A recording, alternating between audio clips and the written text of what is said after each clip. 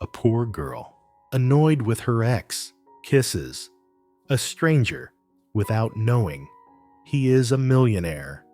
CEO. What he did next shocked us. Before we begin, let us know in the comments which country you're watching from. And once the story ends, don't forget to rate it from 0 to 10. Enjoy the story. Have you ever kissed a stranger just to feel something again? Lucy was heartbroken, humiliated, and done pretending. So when she saw her ex proposing to another woman, she kissed the nearest man. What she didn't know, that man was the billionaire CEO every woman in New York was chasing. And he just whispered, "We still need to pick out your ring." This isn't a love story that started with flowers. It started with fire, and it's about to burn everything she thought she knew.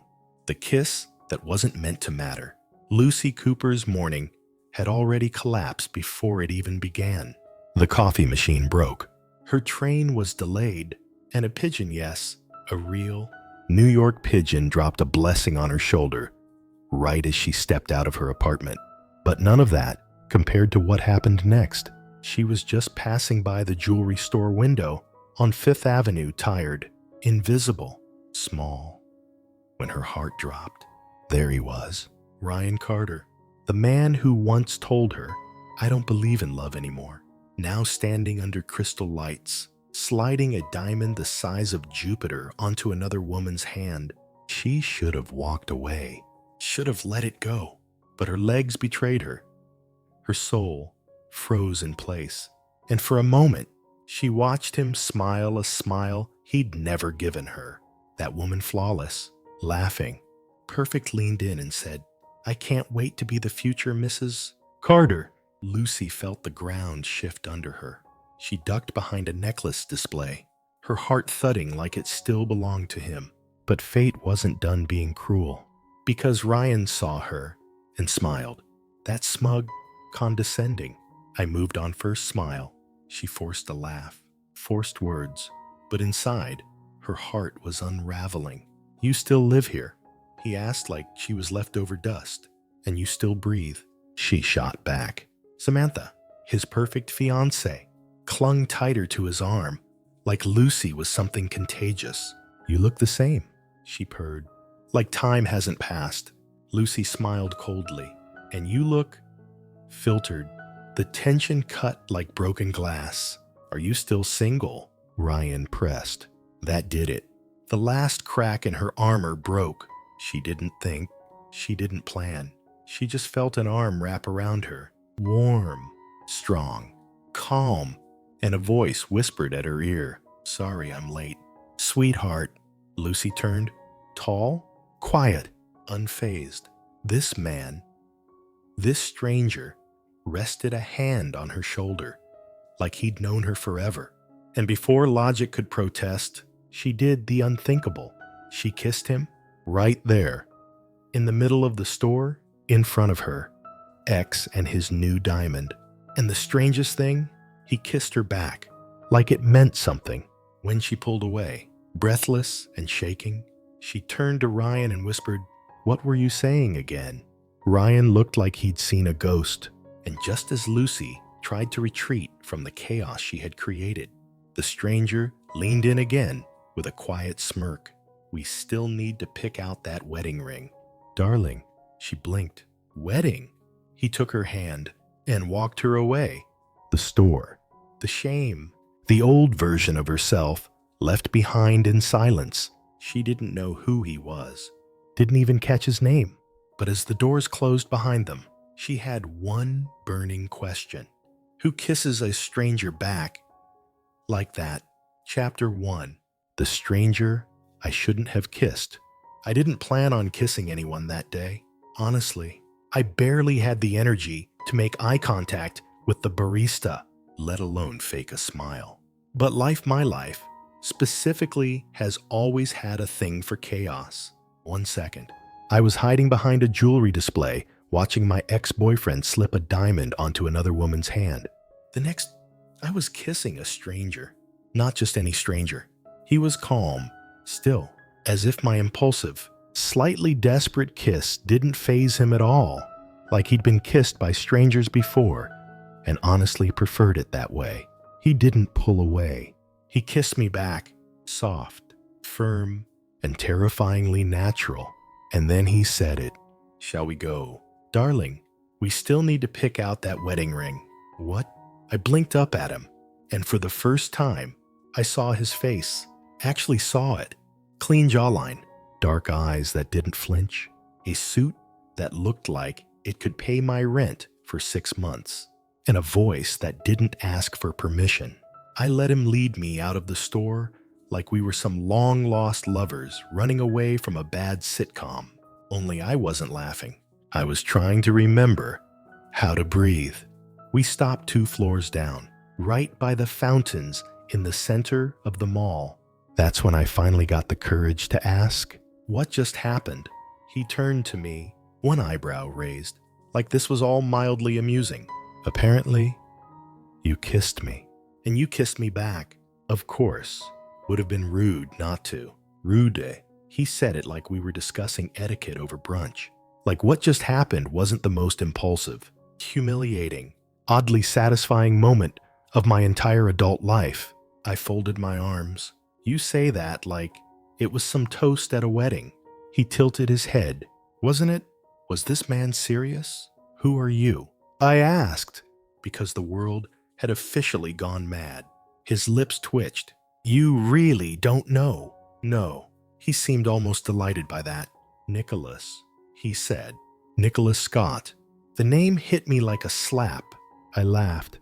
"Not the cute kind. The kind where you don't know what else to do, because your brain is trying to crawl into a hole." "You mean you're that Nicholas Scott?" "The one and only," he said casually, like we were discussing the weather. I looked down at my unicorn t-shirt and felt a hot wave of regret wash over me. Of course, I'd kissed the richest, most powerful man in the city while wearing a novelty tee from a clearance bin. Perfect. Absolutely perfect. He didn't seem to care. In fact, he looked like he was enjoying himself. "I'd like to propose a deal," he said, sipping his coffee. Like this was a business meeting and not a personal identity crisis. I blinked. "Excuse me, one dinner," he said. "And a proposition." "Oh, God." He was serious. I nearly choked. If this is some kind of billionaire human sacrifice scheme, I swear. He actually laughed. Like full-bodied, throw his head back kind of laugh. It was infuriating how good it looked on him. No sacrifices, just logistics. "And what exactly are you proposing, Mr. Logistics?" He leaned in, fingers tapping against his coffee cup. "Be my girlfriend." I stared at him like he just offered me a spaceship. "I don't even know you." "Fake girlfriend," he clarified. "Just for a month. Appearances only." "And why on this chaotic, wild earth would I do that?" He gave a shrug that said he was very used to getting what he wanted. "My family's planning to marry me off. I need someone unpredictable, someone real, someone who doesn't care who I am." "You mean someone who didn't recognize you?" He smiled. "Exactly." I should have said no. I should have walked out and never looked back. But my life was a mess. My job was going nowhere. And this man, this beautiful, infuriating stranger, had just pulled me out of one of the most humiliating moments of my life without blinking. So I said it. "If I do this, I want something in return." He sat back, intrigued. "Name it." "I want a better job?" "Done. And I don't do heels. We'll compromise. And I'm not some desperate project you can fix." He looked at me, then really looked, and said something I didn't expect. "I don't want to fix you, Lucy. I just want to borrow your chaos for a little while." My breath caught. We shook on it. And just like that, I became the fake girlfriend of a billionaire. It started with a kiss, and that should have been the end of it. But something tells me it was only the beginning. Chapter 2, Terms and Conditions. When I woke up the next morning, I almost convinced myself it was all a dream. The kiss, the deal. Nicholas Scott. Maybe I'd had one of those cinematic breakdowns women have in French films, kissed a stranger. Blacked out, woke up, clutching an empty wine bottle, and no answers. But then came the text. Nicholas, wear something you can sign a contract in. Not good morning, not how are you, not even thanks for that spontaneous kiss that started this beautiful disaster. Just instructions, straight from a billionaire's mouth to my cracked phone screen. I stared at it for a full minute, then texted back, me, do you normally lure women into fake relationships with legal documents? His reply came fast, Nicholas. Only the extraordinary ones. God help me, I smiled. I didn't mean to, but I did. By 11, Zirunjer, I was sitting in his office. Glass walls, white marble floors, the kind of space that made you want to whisper your sins. Nicholas sat across from me in a black suit with sleeves slightly rolled, like he couldn't decide if he was closing $1 million deal or lounging on a yacht. He handed me a folder.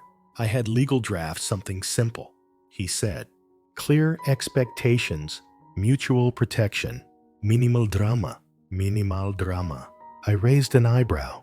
You do realize you pulled me out of a jewelry store after I kissed you in front of my ex and announced we were buying wedding rings. Yes, he said, without flinching. And you handled it quite well.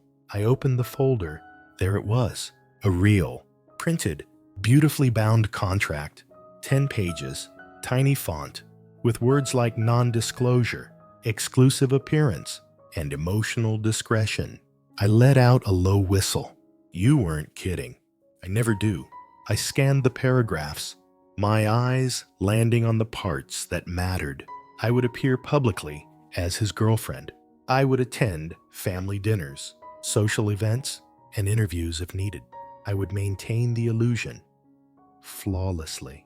In return, he would help me secure a job of my choosing, cover all expenses during our arrangement, and ensure a discreet exit when the contract ended. It read like a romance novel written by a lawyer. This is insane, I whispered. Maybe, he said, but it's also very practical. I closed the folder. Okay, ground rules. I'm listening. 1. I'm not your employee. I don't take orders. I never thought following orders was your strong suit. 2. No weird billionaire games. You'll need to be more specific. No secret cameras. No surprise weddings. No fake reality shows. He chuckled. Understood. 3. If I ever feel like I'm losing myself, I walk away. His smile faded slightly. He nodded. Fair. And 4. I want to choose the job. Deal. We stared at each other for a beat longer than necessary. It should have felt transactional, cold, professional, but instead, it felt like that weird moment right before you open a door where you already know everything on the other side is about to change. What do you get out of this? I asked softly. A buffer, he said. A reason to tell my father I'm not interested in an arranged marriage. A reason to be left alone. And I'm your reason. You, he said, are the first person who kissed me without knowing who I was. I swallowed hard. He handed me a pen. You don't have to do this. Lucy, but I think you want to... I hated that he was right, because part of me, some quiet, reckless, hungry part, wanted to see where this would go, even if it wasn't real, even if it blew up in my face. I signed, God help us both, I muttered. He grinned, took the folder, and said, Welcome to the illusion. When I got home that night, I stood in front of my bathroom mirror, toothbrush in one hand, pen smudges on the other, and asked the dumbest question, what are you doing? Because the truth was, I didn't know. I wasn't the kind of girl who got involved in fake relationships with billionaires. I wasn't the kind of girl who wore cocktail dresses or lied at dinner tables or navigated rooms full of cold champagne and colder smiles. But I also wasn't the kind of girl who walked away from a challenge and Nicholas Scott. He was the most dangerous kind of challenge, the kind that looked at you like he already knew how the story ended. Chapter 3. Dress Like You Belong. The next morning, he texted again. Nicholas, be ready by 10. Wear nothing you own. I stared at the message and frowned at my unicorn pajama pants. Me, what's wrong with what I own? No reply.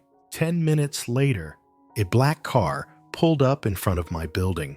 10 more, and I was standing in front of a boutique I didn't even know existed, a glass-walled, softly lit temple to people who never checked price tags. Nicholas stood beside the door, like he'd just stepped out of a magazine. Relaxed. Too relaxed. I folded my arms. Let me guess. You want to rebrand me? He smirked. I'd never interfere with the unicorn empire.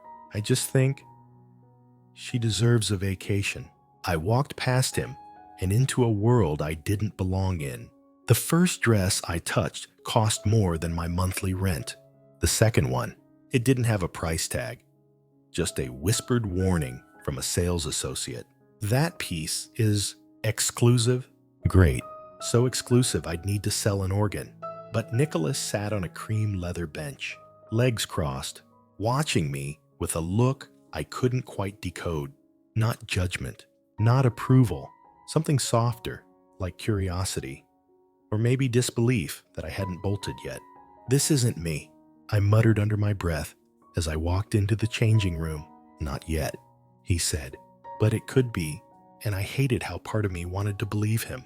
3 outfits later, I stepped out in a navy blue dress that hugged my figure just enough to feel like I'd stolen someone else's confidence. Nicholas looked up. He didn't smile, didn't speak. He just stood, slowly. And then he walked over, adjusting a strand of hair near my cheek with a gentleness I wasn't ready for. That one, he said quietly. That one looks like power. I turned back to the mirror. It didn't look like me. But maybe it looked like the version of me that didn't flinch at people like Samantha or Ryan or his family. That night, we drove to the event in silence. The dress was still hugging me in all the wrong places.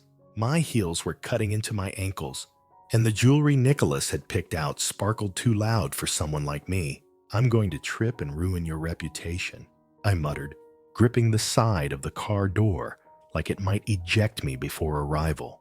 Just don't run away, he said. Everything else is survivable. Easy for him to say. He walked into a room, and the world adjusted to his presence. I walked into a room and tried not to knock over the champagne tray. The venue was massive glass chandeliers, polished floors, flowers arranged like architecture. Everyone looked like they were born knowing which fork went with which plate. I tried to shrink. He pulled me in closer. Smile. He whispered, you belong here now. I didn't, but I nodded anyway. We made our way through the crowd, and just when I thought, maybe, just maybe, I could fake my way through it, she appeared. Olivia, tall, glowing, a silk dress, and a calculated smile. Nicholas, she said, her voice like perfume. This is surprising. Olivia, he greeted, tone cool. Good to see you. Then her eyes slid to me. And you must be the reason Nicholas finally gave up on perfection. I smiled. Polite. Empty. No, I said. I'm just the reason he stopped pretending to want it. Her mouth twitched. Nicholas reached for my waist. Grounding me. She's quick, Olivia said, voice amused. I hope you're ready for this world. I'm not, I said plainly. But I'm here anyway. She left. And I didn't faint, or spill anything, or cry in the bathroom, which, for me, counted as a win. Nicholas leaned in close, speaking low, so no one else could hear. That was impressive. I almost threw up on her shoes. That would have been more impressive. We both laughed, and for a second, it felt like I wasn't pretending. Like maybe this version of me, the one in satin and high heels, wasn't an imposter after all. When we got home that night, I sat on the edge of my bed and pulled off the shoes like they were handcuffs.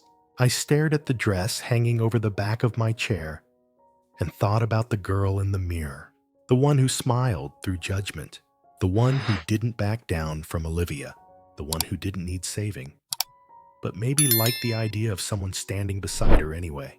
Maybe I didn't belong in Nicholas Scott's world, but somehow I was still in it. And maybe the scariest part, I didn't want to leave. Chapter 4. Dinner with his family. He forgot to tell me until the morning of. We were sitting in his kitchen, me in mismatched pajamas, him dressed like someone who'd already closed 3 business deals before breakfast, when he dropped it, casually, between sips of black coffee. We're having dinner with my family tonight. I nearly dropped my spoon into my cereal. Your family? Yes, as in your mother and the man who probably uses stock prices as lullabies. Exactly those two. I stared at him, horrified. You didn't put that in the contract. It wasn't in the contract, he agreed calmly. But it's part of the arrangement, you know. I'm going to ruin everything, right? He smiled, not amused, soft, understanding. You won't. By 6:00 p.m., I'd changed dresses 3 times, Googled fancy dinner etiquette like a lunatic, and rehearsed our fake love story at least a dozen times out loud. We met at a bookstore. I whispered into the mirror. We fought over the last copy of. I blanked. Oh no, what book were we pretending to fight over again? When Nicholas picked me up, I was gripping my clutch like it was a life vest. You look beautiful, he said. When I opened the door, I feel like I'm walking into a courtroom. My father's not that terrifying. You say that because you were born immune to his judgment. He smirked, but didn't argue.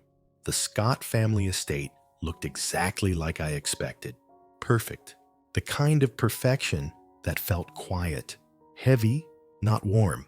The kind of place where laughter had to ask permission.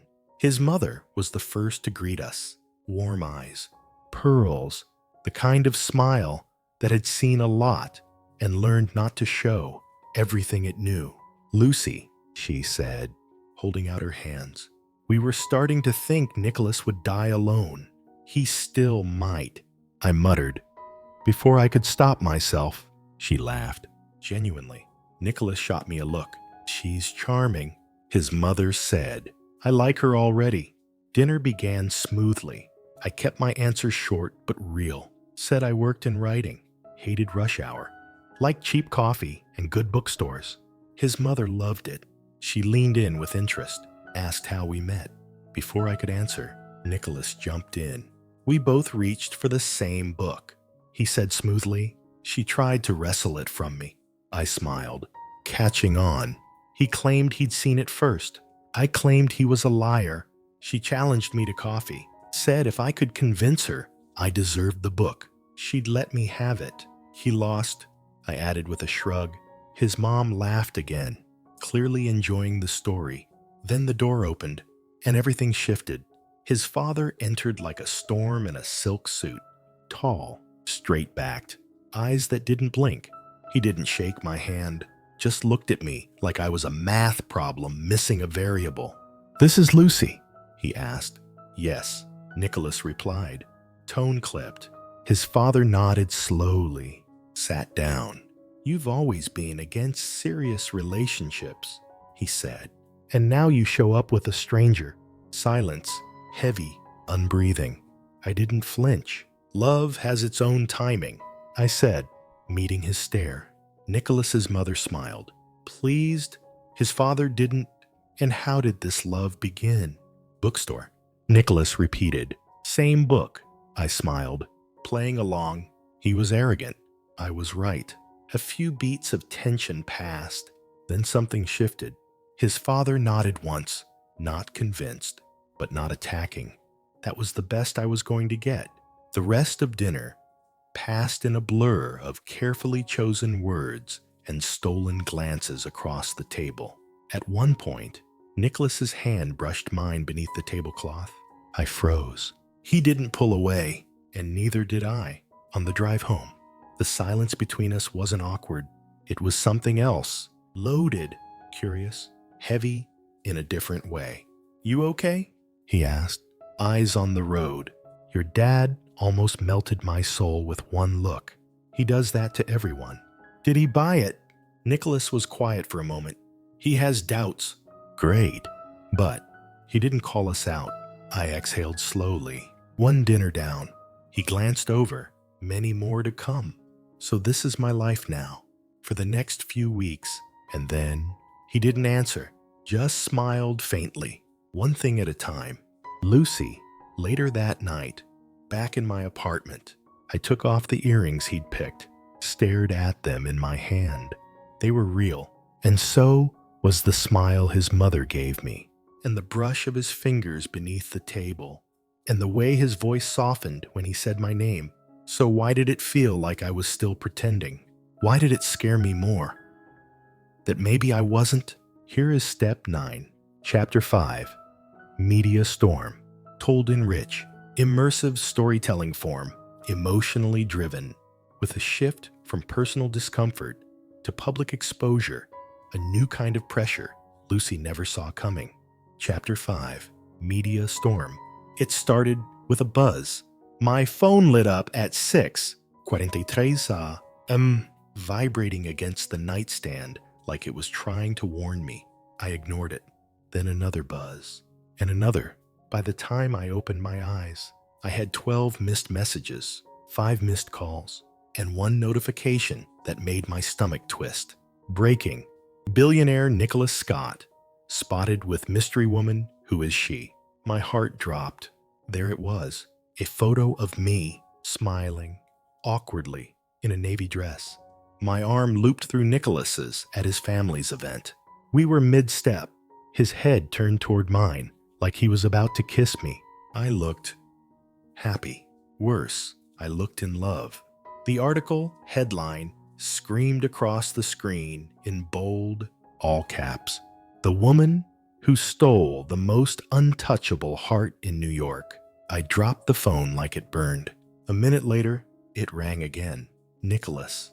I answered with a dry throat. Tell me this is a prank. Good morning to you too. I'm on 3 gossip blogs. One of them said I was a modern Cinderella with no fashion sense. They're not entirely wrong. Nicholas, he laughed softly. Breathe. Lucy, this isn't funny. My college roommate just texted me. My landlord wants to know if I'm moving out. Someone on Facebook messaged me asking if I'm pregnant. Are you? I swear to God. I will end this contract with a fire extinguisher. Silence. Then, calmer, it was bound to happen eventually. I paced the kitchen floor, heart racing. No one's supposed to know this is fake. What if your family sees it? They already have, and my mother wants to know where we're registering for China. I groaned. He chuckled again. Get dressed. I'll pick you up at noon. Why? We need to look even more in love now. You want us to double down. Exactly. This is ridiculous, and it's working. 3 hours later, I was sitting across from him at a restaurant with white tablecloths, violins, and 2 photographers casually hiding behind a planter. Nicholas raised his wine glass. To public opinion. To panic attacks, I muttered. Raising mine? I hated how calm he was. How well he wore this role. How he knew exactly when to touch my hand or lean in close. Just enough for someone to snap a photo. And me? I was trying not to choke on a breadstick. After lunch, we walked through Central Park. His fingers found mine like it was the easiest thing in the world. I didn't pull away. The cameras followed, silent and invisible. But I could feel them. This is insane, I whispered. You're doing great. You trained for this. Maybe I'm just a writer who wears unicorn shirts and argues with her toaster.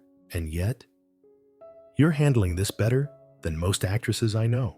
I didn't know whether to be flattered or insulted. He leaned closer, whispering near my ear. Something funny, I think. And I laughed out of habit. Then I turned and saw Ryan. He stood near the fountain, arms crossed, mouth open. "Lucy," he said, stunned. "Ryan," I muttered, feeling my stomach lurch. He looked from me to Nicholas to our hands. "You're dating Nicholas Scott." "Apparently," I said. This doesn't make sense, doesn't it?" He scoffed. "Since when?" Nicholas answered for me, voice smooth and deadly calm. "Since the day she realized she deserved more." Ryan stared at him, then back at me. "So this is real." I hesitated. Nicholas squeezed my hand gently. I nodded. "Yes." Ryan didn't respond, just turned and walked away, fists clenched. I waited until he disappeared from view before I let out the breath I didn't know I'd been holding. "That went well," Nicholas said. "That man broke my heart." I replied, "Why do I still care what he thinks?" Nicholas didn't say anything. Instead, he brushed his thumb across my knuckles, not for the cameras, just for me, and that somehow was worse. Later that night, I scrolled through headlines until my eyes hurt. Nicholas Scott and girlfriend caught in Sweet Park moment. Who is Lucy Cooper? Everything you need to know, from coffee shop to castle, inside the life of a common girl turned power girlfriend. I felt like I was watching someone else's life, someone braver, someone shinier. But beneath the polish and the press, I still saw her, the girl who kissed a stranger out of spite. And maybe the girl who was beginning to like how it felt when he kissed her back. Chapter 6. The move-in. I should have said no. I should have laughed, rolled my eyes, walked away, and let the billionaire keep his empty penthouse and curated solitude. But instead, I stood there, in the middle of his living room, holding a toothbrush and a single overnight bag, wondering how the hell I'd ended up here. "This is temporary," I said, mostly to myself. "Of course." Nicholas replied from the kitchen.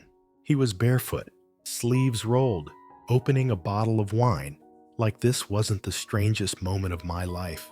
"Your room's down the hall, third door." "You mean I actually get a room? I assumed you'd give me a gold cage and a view of the city." He glanced at me, amused. "You still think I'm the villain in your story? Aren't you?" "We haven't reached that chapter yet." The apartment was exactly what I imagined. Too clean, too big, too quiet. You could hear your heartbeat echo between the walls. His kitchen had more appliances than my entire building. His closet was organized by color, then by season, then by occasion. I knew, because I accidentally opened the wrong door, looking for the bathroom. And me, I brought exactly 3 outfits, 2 pairs of socks, and a deep, persistent fear that I was going to break something that cost more than my car. "So," I said that night as we sat across from each other on his leather couch, "any house rules? Don't reorganize my books." "I won't." "Don't touch the wine in the cabinet labeled Bordeaux 2009. Tempting. And no falling in love," he added with a smirk, raising his glass. I froze. Then I laughed. But it didn't come out right. It cracked a little. "Right?" I said. "No risk of that." We clinked glasses anyway, and I swallowed down something that wasn't wine. By day 3, we had a rhythm, sort of. Nicholas would leave early, his cologne lingering in the hallway like a presence that didn't fully disappear. I'd make coffee, real coffee. None of that imported French press nonsense, and tiptoe around his perfect apartment like a tourist in a museum. But at night, he was home. And that's when it got complicated. Because somehow, we'd end up on the couch, talking, watching terrible TV, laughing about things I didn't think he knew how to laugh at. And sometimes, we'd sit in silence. The kind of silence that didn't ask for anything. The kind that felt familiar. Once, I found him in the kitchen at midnight, shirt wrinkled, eyes tired. He poured me tea without asking. "You okay?" I whispered.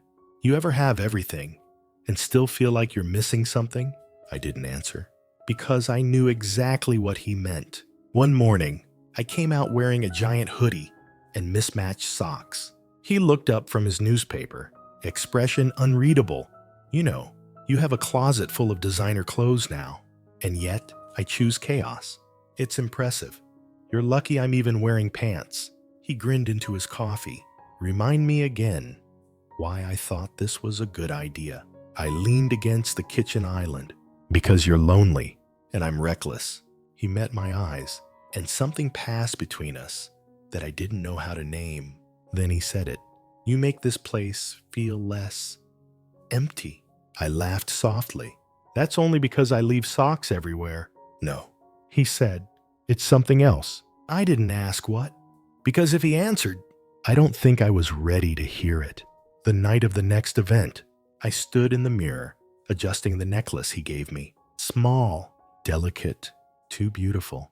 Why did you give this to me? I asked quietly as he stepped into the room. He shrugged. It looked like you. What does that even mean? It means you think you don't belong here, but somehow you shine anyway.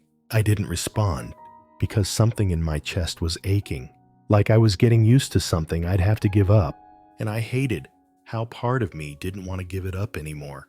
Later that night, I watched him speak to donors and executives, hands tucked into his pockets, voice like silk. He glanced at me once across the room, just once, and smiled like I was the only real thing there. And that's when I realized I was falling for him. God help me. I was falling for someone I wasn't allowed to keep. Chapter 7, A Kiss That Meant Something. There's a difference between kissing someone to prove a point and kissing someone when there's nothing left to hide. I didn't understand that until it happened, until it wasn't about Ryan, or revenge, or saving face in front of photographers, or his father's impossible expectations. It was just us. We'd just gotten home from another event, some rooftop fundraiser where people sipped cocktails while discussing mergers and stock options like it was a casual game of chess. I played my part, smiled, nodded, charmed. Nicholas had been flawless, as always, but somewhere in the middle of the night, I caught him watching me, not performing, not playing along, watching, like he was seeing me for the first time past the dress, past the smile, and it undid me in the quietest way. Back at the apartment, I kicked off my heels and collapsed onto the couch. Nicholas stood near the window, tie loosened, jacket draped over a chair. You were quiet tonight, I said, voice low. So were you. I leaned my head back. Takes energy, pretending you belong somewhere you don't. He turned toward me, eyes softer now. You're wrong. About what? You don't pretend. You just show up. That's enough. I looked at him, really looked. Why are you being nice to me? Because I like how your chaos makes sense of my silence. The room went still. That almost sounded like poetry. I whispered, almost. I stood, slowly, my legs still aching from the night. He didn't move. We were 2 feet apart, maybe less, close enough to hear the catch in my breath, close enough to see the question in his eyes. And then he reached for me, not dramatically, not suddenly, just a simple touch. His fingers grazing the side of my jaw, like he was memorizing something. This isn't in the contract, I murmured. I know. So what is this? Something I didn't expect, he said.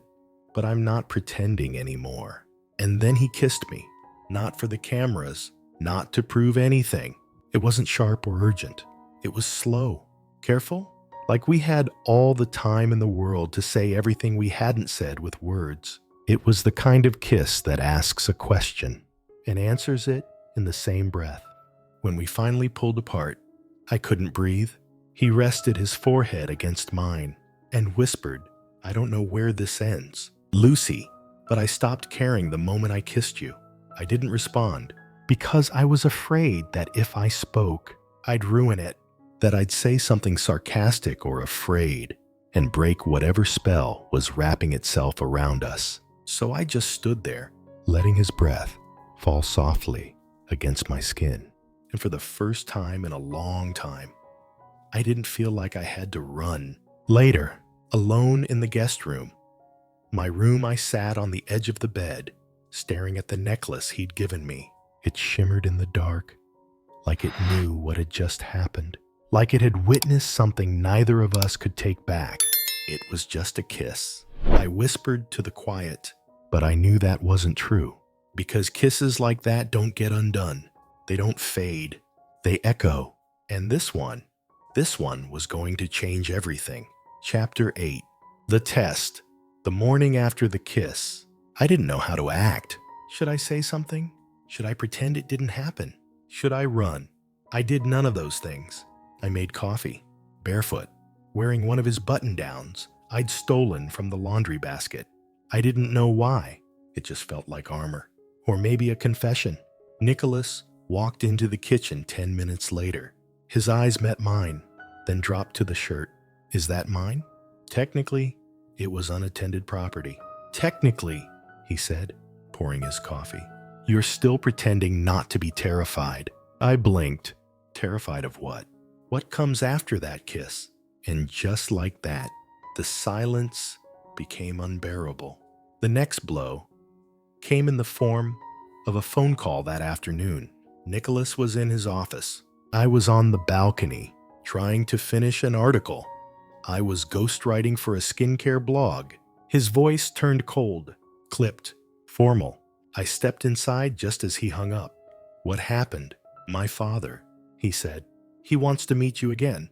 Again. But we just had dinner last week. This time it's private. No mother. No buffer. I froze. So it's a test. Yes. And if I fail, he looked at me for a long time. Then he'll know. That evening, I stood outside the study in his father's mansion, palms sweating. Nicholas wasn't allowed to come in with me. This was between his father and me, as if I were applying for a job instead of pretending to love his son. I stepped inside. He didn't stand. He didn't smile. He pointed to the chair across from him like a judge about to pass sentence. Lucy, Mr. Scott, I don't like games, he said. Never have. Neither do I. He studied me, eyes sharp, voice quiet. Then why are you here? I took a breath. Because your son asked me to be, and you said yes, just like that. Not just like that, I said. But eventually, yes. Do you love him? I didn't flinch. I didn't stall, but my mouth dried instantly. We're still figuring that out. That's not an answer. It's the truth. He sat back, hands folded. You're clever, but clever isn't enough in this family. I'm not here to impress you. No, I'm here because, for some reason, your son thinks I make his life easier. And for some reason, he makes mine feel less impossible. His face didn't move, but something in his eyes shifted. That, he said, was the first honest thing you've said. When I walked out, Nicholas was waiting in the hallway. I didn't speak. He didn't ask. He just took my hand and led me outside. We drove in silence, the city lights sliding across the windshield like ghosts. Did he scare you? Nicholas asked. Yes. Did you lie? I shook my head. No. Good, he said. He hates liars more than gold diggers. Comforting. I rested my head against the window, staring at the blur of New York at night. I think he knows, I said softly. Knows what? That this was fake. Nicholas stayed quiet. And I think, I added, that he also knows it isn't anymore. He looked at me then, just for a second, but that was all I needed. Because the scariest part about the test was that I wasn't sure which side I was on anymore. I wasn't sure if I was playing a role or just finally admitting the truth to myself. Chapter 9. Walking away. You'd think walking away would be hardest when everything is broken, but sometimes it's when everything is just beginning to feel real that leaving hurts the most. The contract had a countdown, 30 days. That was the deal. At first, it had felt like a game, a strange, sparkling month-long fairy tale with rules and boundaries. But now I didn't know what we were anymore. There were too many blurred lines, too many late-night glances, too many real silences filled with words we wouldn't let ourselves say. I caught Nicholas watching me from across the kitchen that morning. He didn't smile. He didn't flirt. He just stood there with a mug in hand, like he was memorizing something. "It's almost over," I whispered, not knowing why I said it out loud. I know. I wanted him to fight it. I wanted him to ask me to stay. But he didn't. He just nodded and took another sip of coffee. That was the worst part. I started packing 3 days early, not because I was ready, but because pretending it wasn't happening felt worse. Nicholas passed by the guest room once and stopped at the door. His voice was quieter than usual. "You don't have to rush. I zipped the suitcase anyway. It's what we agreed on." Agreements change. I looked at him, and for a second, I almost asked the question I'd been holding in my chest for weeks. "Do you want me to stay?" But I didn't ask, because if he didn't say it first, I couldn't risk saying it alone. The night before I left, he found me sitting on the rooftop. No makeup, barefoot, wrapped in one of his sweaters I hadn't meant to steal. He handed me a glass of wine and sat beside me in silence. For a long time, we just watched the city breathe. "You were supposed to be a placeholder," he said suddenly, "and you were supposed to be an escape. But now—" "Yeah," I whispered, "now." The words hovered. He didn't move closer. I didn't ask him to, but we both knew this was the end. Not because it wasn't real, but because we were too scared to admit that it was. The next morning, I walked through his door with my suitcase trailing behind me. He met me in the hallway, still in his pajamas, hair unbrushed, eyes tired. He looked like he hadn't slept. "Are you really going?" "That was the plan, wasn't it?" "Plans change," he repeated. I swallowed the ache in my throat. "But people don't." He didn't reach for me, and I didn't wait for him to. I walked away, step by step, and with every step, my chest got heavier. Because walking away isn't hard when you're angry. It's hard when you're still in love. And love is the very thing that keeps you from turning back. Chapter 10. The Return. A week passed. 7 days of waking up in silence. 7 days of drinking bitter coffee in a too quiet apartment. 7 days of pretending I'd made the right decision. I went back to my old life. My job, my corner grocery store, the too small bed I used to call home. Everything looked the same, but nothing felt like it used to, because I was different now. And no matter how hard I tried to forget, I couldn't stop seeing his face when I closed my eyes. I didn't hear from him. No texts, no calls, not even a joke or a sarcastic comment about my terrible coffee habits. He disappeared, like none of it had ever happened. And maybe that's what I deserved. Maybe I'd walked away too soon. Maybe I should have stayed and said the one thing I never had the courage to say. I was walking past a jewelry store when I saw it. The necklace, my necklace, the one he'd given me on the night of the charity event. The one he said looked like me. It was resting behind glass now, simple, beautiful, waiting just like I had been. And in that moment, I knew I wasn't done. Not with him, not with us. I took a cab straight to his building. My heart hammered the whole way there. I nearly turned around twice. What if he didn't want to see me?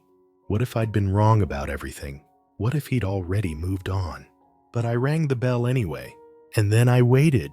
The door opened, and there he was. Same quiet eyes, same unreadable expression, same man I never stopped loving. "Lucy," he said, like he wasn't sure I was real. I didn't answer. I just stepped forward, reached up, and kissed him. Slow, certain, like I finally understood what it meant. When we broke apart, he didn't speak at first. He just searched my face. "Took you long enough," he finally whispered. I was scared. So was I. I nodded. "I'm tired of being scared." He exhaled sharp, uneven. "You came back. I never really left. He smiled, for real this time, and pulled me close. I never planned to fall for you, Lucy. I know, but I did. Good, I whispered, burying my face into his chest. Because I did too. 2 months later, he proposed on the rooftop. Same place I'd said goodbye. Only this time, there was no silence between us. Just a simple ring, a quiet night. And the truth, life felt empty before you. He said, now it feels like home. I didn't cry. I laughed. Because I finally knew what it felt like to be chosen. Fully, loudly. Without a contract. Without a performance. Without a single condition. At the wedding, I wore the necklace. He wore the same quiet smile I fell for. And when we kissed at the altar, it felt just like the first real kiss we ever shared. The one that changed everything. The one that meant something. The one that never really ended. Maybe it wasn't a mistake. Sometimes life doesn't give you fairy tale beginnings. Sometimes it starts with a mistake, a kiss that shouldn't have happened, a lie that turned into something real, a contract signed to keep feelings out and failed beautifully. Lucy never planned to fall for him. Nicholas never planned to let anyone in. But somewhere between fake smiles and forced dinners, between media storms and whispered truths in the dark, they found something neither of them had ever had before. A home in each other, not one made of money or marble, but of quiet understanding, of flaws accepted, of chaos welcomed, of silence shared. She taught him how to feel again. He reminded her she was worth more than survival. And in the end, it wasn't the kiss that changed everything. It was the moment they stopped pretending and finally admitted they didn't want to go back to who they were before. So maybe it wasn't a mistake. Maybe kissing a stranger was how Lucy finally found what she'd been missing all along. Not just love, but herself. Soft, whispered voice. If this story stirred something in you, if you've ever loved someone you weren't supposed to, or wished that one reckless moment could lead to something more, then you'll feel right at home in the next story. 2. Subscribe to the channel if you haven't yet, because the next one goes even deeper. And if you made it this far, tell me in the comments, have you ever made a mistake that led to something beautiful? I'll be reading. See you in the next story. What did you think of this story? Share your thoughts in the comments below. Rate it from 0 to 10. Don't forget to subscribe and hit the bell so you never miss a story. And stay tuned. More powerful stories are waiting for you right here.